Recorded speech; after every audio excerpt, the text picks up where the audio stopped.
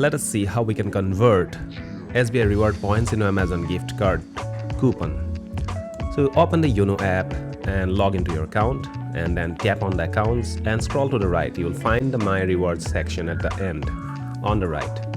You'll get the reward points under your My Rewards section, and you can just click on redeem or tap on redeem, agree to the terms and conditions, and your rewards catalog will be shown.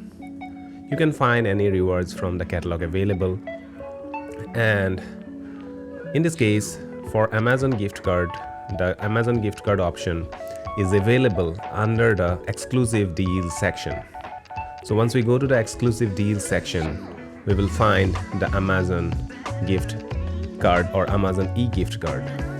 So once you select that, you can enter the amount as available against your reward points, and then click on OK and agree to the terms and conditions and go to payment.